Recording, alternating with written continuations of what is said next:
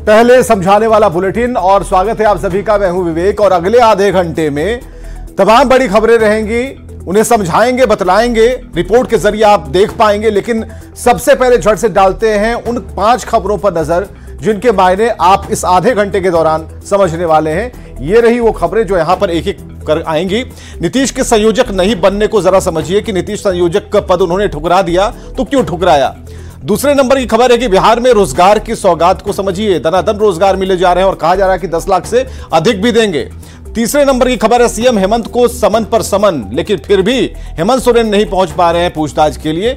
यह एक बड़ा मामला है। रेप और मर्डर केस के खुलासे को भी हम आपको समझाएंगे कि इसके पीछे की गुत्थी क्या है, मामला क्या है, और लव जिहाद के खेल को भी जरा समझिएगा। तो 5 बड़ी खबरें, लेकिन सबसे पहले वो घड़ी उस खबर पर हम आते हैं जिसे हम सबसे पहले आपको बतलाने वाले हैं। और बीजेपी के खिलाफ ताल ठोकने के लिए चुनावी मैदान में उतरे इंडी अलायंस की शनिवार को 5वीं बैठक हुई है, लेकिन यह मीटिंग वर्चुअल हुई।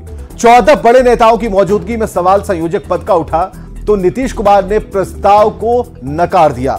इस बैठक में मल्लिकार्जुन खड़गे को गठबंधन का अध्यक्ष बनाया गया। वैसे ममता बनर्जी, अखिलेश यादव, उद्धव ठाकरे इस मीटिंग से नहीं जुड़े।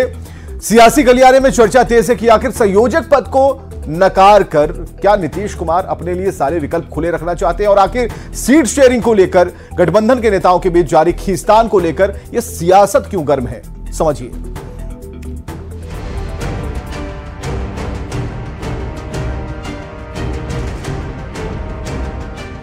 पांचवी बार इंडी अलायंस के नेताओं ने बैठक की। शरद पवार, नीतीश कुमार, लालू प्रसाद सहित इंडी गठबंधन के 14 नेता वर्चुअली जुड़कर आगे की रणनीति पर चर्चा की।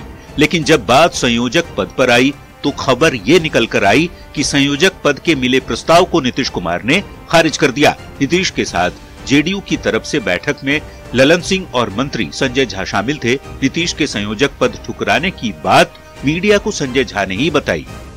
की बात नहीं हुई है। माइक लगाइए कीजिए। इधर मंत्री जी और लेकिन मुख्यमंत्री जी का था कांग्रेस को ही चेयरमैन बनना चाहिए और कोई बात नहीं। मुख्यमंत्री जी शुरू से कहते रहे कोई सामने भी नहीं। आप लोगों को क्या लगता है बन जाएंगे नीतीश कुमार संयोजक? इनकार किया है क्या? वैसे सूत्रों के हवाले से खबर ये भी है कि नीतीश ने मीटिंग के दौरान इस बात पर जोर दिया कि गठबंधन में संयोजक पद की जरूरत है ही नहीं, अध्यक्ष पद ही गठबंधन के लिए प्रमुख होगा। वैसे संयोजक पद के लिए नीतीश कुमार ने लालू प्रसाद का नाम भी आगे कर दिया। खबर ये है कि बैठक में कांग्रेस अध्यक्ष मल्लिकार्जुन खड़गे इंडी अलायंस के अध्यक्ष बने। नीतीश कुमार ने संयोजक बनने के प्रस्ताव को ठुकरा दिया। करीब 2 घंटे तक चली INDIA की बैठक में एसपी अध्यक्ष अखिलेश यादव शामिल नहीं हुए, जबकि उनके साथ ही ममता बनर्जी और उद्धव ठाकरे भी बैठक में शामिल नहीं हुए।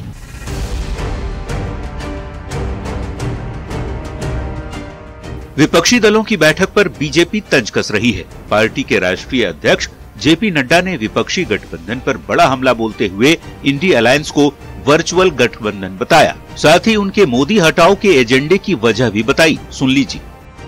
ये तो वर्चुअल अलायंस है, तो ये वर्चुअल मीटिंग करेगा, रस्म अदायगी करेगा और क्या करेगा, और इससे ज्यादा ये क्या कर सकते हैं।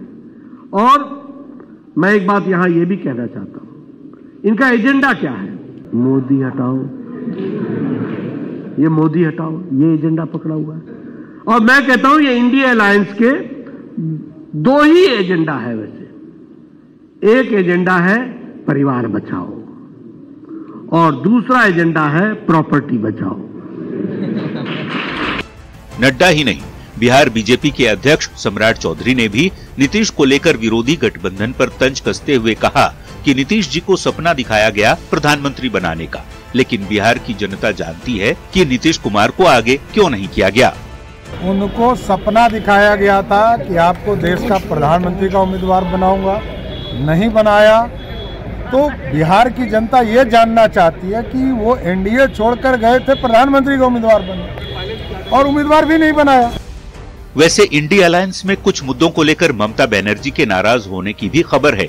नेताओं के बीच जारी मनमुटाव और मुद्दों पर विरोध के बीच नीतीश कुमार ने यदि संयोजक का पद ठुकराया है तो इसके पीछे नीतीश की रणनीति छिपी हो सकती है। ऐसा कर नीतीश अपने लिए सारे विकल्प खुले रखने के साथ ही अपनी पार्टी के लिए सीट शेयरिंग में सहयोगी दलों पर प्रेशर बना सकते हैं। वैसे आगे की रणनीति विपक्षी गठबंधन की क्या होगी, इस पर सभी की नजरें टिकी हैं। न्यूज़ 18 के लिए दिल्ली से अमितेश सिंह और पटना से आनंद अमृतराज के साथ ब्यूरो रिपोर्ट।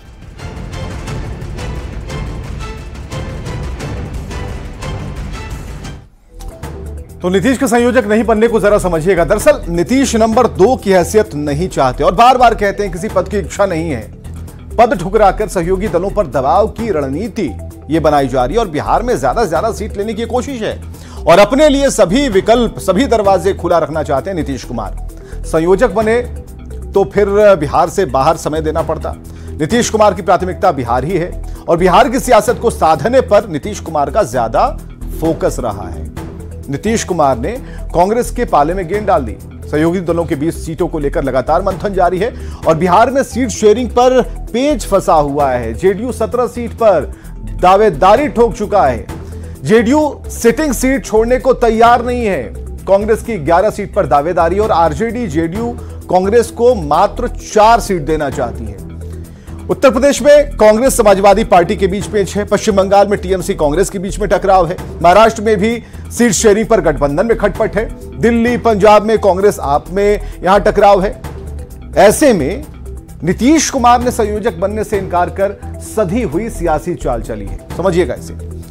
लोकसभा चुनाव में ज्यादा वक्त नहीं रह गया और ऐसे में बिहार सरकार की ओर से यह संदेश देने की कोशिश की जा रही है कि नौकरी और रोजगार का जो वादा किया गया था उसे जमीन पर उतारा जा रहा है और एक के बाद एक फिर से रिकॉर्ड संख्या में नवनियुक्त शिक्षकों को नियुक्ति पत्र बांटे गए। पटना के गांधी मैदान में देश भर से पहुंचे नए शिक्षकों का उत्साह देखते बन रहा है। तो लगे हाथ नीतीश ने मंच से कह दिया कि बिहार के लोग दूसरे राज्यों में नौकरी करने जाते हैं, लेकिन अब दूसरे राज्यों के लोग बिहार रोजगार के लिए आ रहे हैं।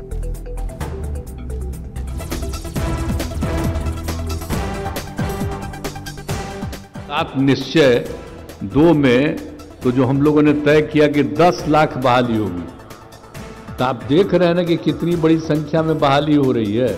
बिहार के मुख्यमंत्री नीतीश कुमार ने एक बार फिर रिकॉर्ड बनाया। सीएम ने पटना के ऐतिहासिक गांधी मैदान में बिहार लोक सेवा आयोग की दूसरे चरण की शिक्षक भर्ती परीक्षा में सफल हुए 26,000 से ज्यादा शिक्षकों को नियुक्ति पत्र सौंपा। 14 जिलों के सभी चयनित शिक्षक गांधी मैदान पहुंचे थे। गांधी मैदान में नियुक्ति पत्र वितरण समारोह का ड्रोन से फोटोग्राफी हुआ, वीडियोग्राफी भी कराई गई। सीएम ने खुले मंच से ये बताने की कोशिश की कि बिहार में नौकरी की बहार क्यों है और देश भर से बिहार आकर लोग नौकरी क्यों कर रहे हैं।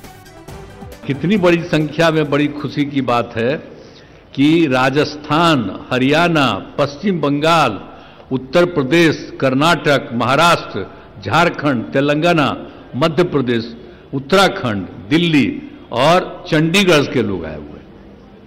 तो इतना सब जगह के लोगों को बहाली हो रही है, तो जो लोग बाहर से भी आए हैं उनका भी मैं स्वागत करता हूं और सब जम करके पूरा मेहनत करिएगा।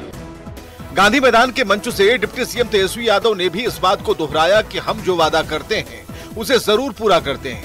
बिहार में रोजगार हर हाल में पूरा किया जाएगा। वर्ल्ड रिकॉर्ड कोई सरकार आज तक देश में तो छोड़िए दुनिया में नहीं हुआ कि 70 दिनों के अंदर 2 लाख से ज्यादा एक ही डिपार्टमेंट के शिक्षकों को 2 लाख से ज्यादा नियुक्ति पत्र वितरण करने का काम किया गया। समय पर परीक्षा हुआ, समय पर परीक्षा हुआ, रिजल्ट आया, नियुक्ति पत्र वितरण हो रहा है और समय पर वेतन भी मिल रहा है। ये मामूली काम नहीं है।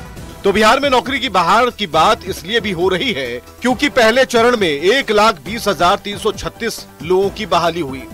दूसरे चरण में 96,823 को नियुक्ति पत्र दिया गया। शिक्षक बहाली के दूसरे चरण में सफल अभ्यर्थियों को नियुक्ति पत्र मिला। बिहार लोक सेवा आयोग की तरफ से यह बहाली निकाली गई थी। दूसरे चरण में 1,22,000 वैकेंसी निकाली गई। कुल चयनित शिक्षकों में 51% महिलाएं हैं। बीजेपी छोड़ आरजेडी के साथ करीब 1.5 साल पहले सरकार बनाने के बाद खुले मंच से नीतीश और तेजस्वी ने इस बात का ऐलान किया था कि बिहार में 10 लाख रोजगार दिया जाएगा। ऐसे में चरणबद्ध तरीके से सरकार नौकरियां दे रही है और दावा अपने वादों को पूरा करने का किया जा रहा है। न्यूज़ 18 के लिए पटना से रजनीश कुमार के साथ ब्यूरो रिपोर्ट। तो बिहार में रोजगार की सौगात को जरा समझिएगा। गांधी मैदान के मंच से रोजगार का संदेश दिया गया। नवनियुक्त 26,925 शिक्षकों को ज्वाइनिंग लेटर मिला है और बिहार में रोजगार की सौगात का दावा किया जाता है। 10 लाख रोजगार का वादा नीतीश और तेजस्वी ने किया था। पहले चरण के बाद दूसरे चरण की नियुक्ति हुई और लोकसभा चुनाव से पहले एक बड़ा संदेश देने का प्लान है। बिहार सरकार नौकरियां बांट रही है, यह बताया जा रहा है। बीजेपी को राम मंदिर का जवाब रोजगार से देने की रणनीति है और चुनावी मौसम में बिहार में बाहरी लोगों को रोजगार दिया जा रहा है, यह भी बताया जा रहा है। 14 राज्यों के अभ्यर्थियों को नौकरी देकर यह जताया जा रहा है कि बिहार में भी नौकरी की बहार है। आगे बढ़ते हैं। झारखंड के सीएम हेमंत सोरेन को लैंड स्कैम में ईडी ने 8वां समन जारी किया, जिसमें उन्हें 16 से 20 जनवरी के बीच हाजिर होने को कहा गया और ऐसे में एक बार फिर झारखंड की सियासत गर्म है।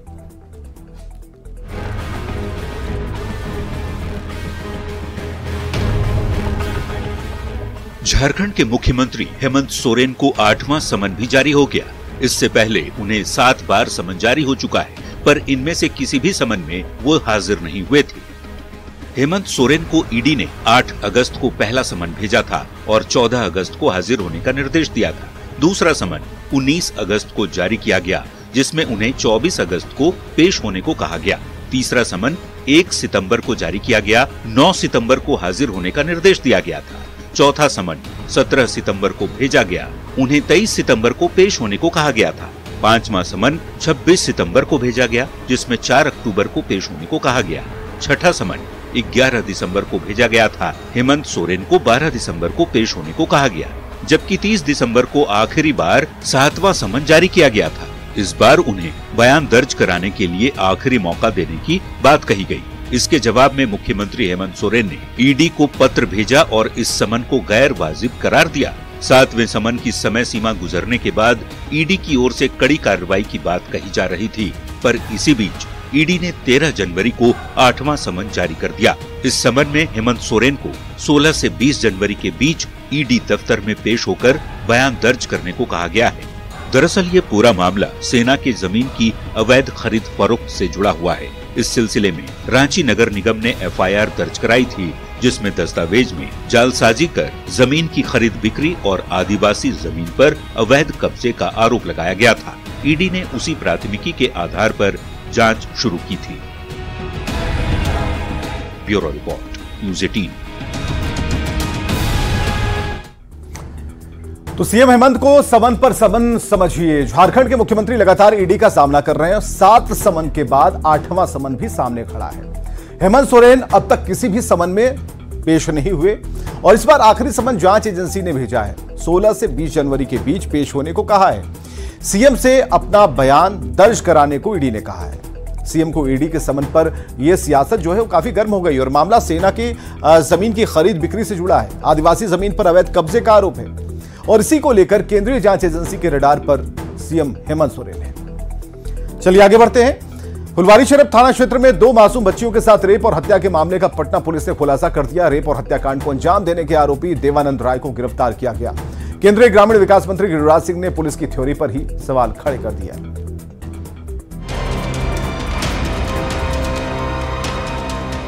जिस घटना ने पूरे बिहार को हिला डाला, जिस घटना ने बिहार पुलिस को सवालों के घेरे में खड़ा कर दिया, जिस घटना को लेकर लगातार विरोध प्रदर्शन हो रहा था,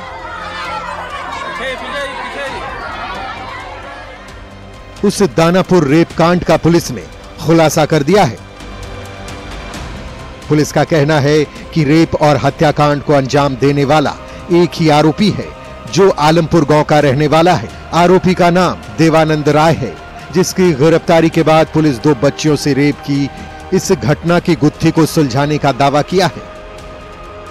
देवानंद राय उर्फ भोगलू, उनके द्वारा ये घटना कारित की गई है। अनुसंधान के क्रम में हम लोग जो घायल बच्ची है उससे भी जब लगातार एम्स में हमारी जो आईपीएस कमिश्नर है दीक्षा और डीएसपी जो इस केस की चीफ आईओ है अन्नू, ये पूछताछ कर रही थी, तो बच्ची भी बार बार एक ही व्यक्ति की बात बता रही थी। पटना के एसएसपी राजीव मिश्रा ने इस मामले का खुलासा करते हुए बताया कि 8 जनवरी को दोनों बच्ची गोईठा लाने के लिए घर से निकली थी। आरोपी ने दोनों बच्चियों के साथ रेप किया और पत्थर से सिर पर वार कर एक की हत्या कर दी। दूसरे को भी मरा समझकर आरोपी वहां से फरार हो गया। आरोपी इसके पहले भी एक बुजुर्ग महिला की हत्या का आरोपी रहा है। उसने उस कांड में गुनाह कबूल किया है। पुलिस ने हत्या में इस्तेमाल पत्थर को भी बरामद कर लिया है। घायल बच्ची थी, जो मृत बच्ची थी, उसको वहीं बगल में ही जो निर्माण कार्य से कुछ सीमेंट के टूटे हुए ब्लॉक्स थे, उससे उसके सर में, दोनों बच्चियों के सर में मारा गया, जिसमें से एक बच्ची की मृत्यु हो गई और दूसरी बच्ची को भी मृत जानकर ही इनके द्वारा वहां छोड़ा गया था। पुलिस की थ्योरी पर बीजेपी नेता और केंद्रीय ग्रामीण विकास मंत्री गिरिराज सिंह ने सवाल खड़ा किया है। दलित की बेटी की बलात्कार भी हुआ, हत्या भी हुई, अब पुलिस कह रही है साइको है। ये साइको है या उसके कारगुजारियों को छुपाने की कोशिश है? क्या सरकार इंटरेस्टेड है कि केस की रफा दफा हो जाए? वो साइको नहीं है। साइको अगर है तो बिहार की सरकार साइको है, जिसके लिए दलित की बेटी का कोई इज्जत नहीं है, दलित की बेटी का कोई महत्व नहीं है, इसीलिए वो साइको कह रही है सब वहां की पुलिस।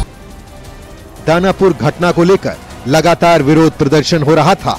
दोषियों की गिरफ्तारी और एनकाउंटर की मांग की जा रही थी। पुलिस ने देवानंद को गिरफ्तार कर इस कांड के खुलासे का दावा किया है, लेकिन गिरिराज सिंह के आरोपों ने लोगों के मन में संदेह का बीज बो दिया है।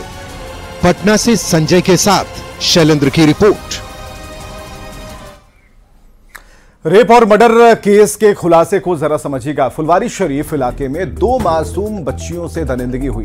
दोनों बच्चियों के साथ रेप किया गया। एक बच्ची का सिर पत्थर से फोड़कर उसे मार डाला गया। दूसरी बच्ची का गंभीर हालत में इलाज चल रहा और पुलिस सरगर्मी से आरोपी की तलाश कर रही थी। 5 दिन के बाद मुख्य आरोपी पकड़ लिया गया। वारदात की गुत्थी सुलझाने का दावा किया गया और आरोपी देवानंद राय ने ही दोनों से दरिंदगी की। पहले भी वृद्ध महिला का खून कर चुका है। आरोपी ने अपना जुर्म कबूल कर लिया है। आगे बढ़ते हैं। राजधानी पटना में एक महिला पुलिसकर्मी के साथ लफ्जियात का सनसनीखेज मामला सामने आया। महिला पुलिसकर्मी से सहरसा के एक मुस्लिम युवक ने नाम बदलकर प्यार का ढोंग किया, लेकिन 1 साल बाद महिला कांस्टेबल को उसके असली धर्म का पता चल गया। इसके बाद महिला कांस्टेबल ने युवक सागिर अली से रिश्ता तोड़ लिया, लेकिन आरोपी सागिर ने महिला कांस्टेबल की कुछ पुरानी तस्वीरें और वीडियो को सोशल मीडिया पर वायरल कर दिया है। इसे हटाने के लिए उससे 3 लाख रुपए तक वसूले गए। इसके बाद महिला कांस्टेबल ने बुद्धा कॉलोनी थाने में शिकायत दर्ज कराई है, जिस पर एक्शन में आई पुलिस ने आरोपी सागिर अंसारी को गिरफ्तार किया और पुलिस ने पूरे मामले की जांच शुरू कर दी।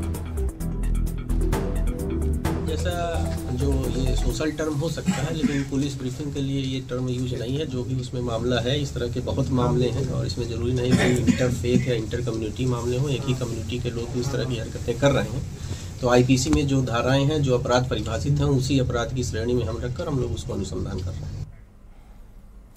लफ्जियात के खेल को जरा समझिएगा। महिला पुलिसकर्मी से लफ्जियात का सनसनीखेज मामला सामने आया। मुस्लिम युवक ने नाम बदलकर प्यार का ढोंग किया, अपने प्यार में फंसाकर कांस्टेबल से शादी की और 1 साल बाद महिला को उसके पति के धर्म का पता चला। विरोध करने पर सागिर ने महिला से रिश्ता तोड़ लिया। महिला की शिकायत पर आरोपी अरेस्ट हुआ और ऐसे मामले समाज में विकृति फैलाते हैं। मुस्लिम धर्म से जुड़े युवा ज्यादातर आरोपी होते हैं। अपना धर्म, नाम, पता छुपाकर प्रेम जाल में लोगों को फंसाते हैं और आरोपियों को यहां पर कड़ी से कड़ी सजा मिलनी चाहिए। आइए देखते हैं इस वक्त की अब हेडलाइंस।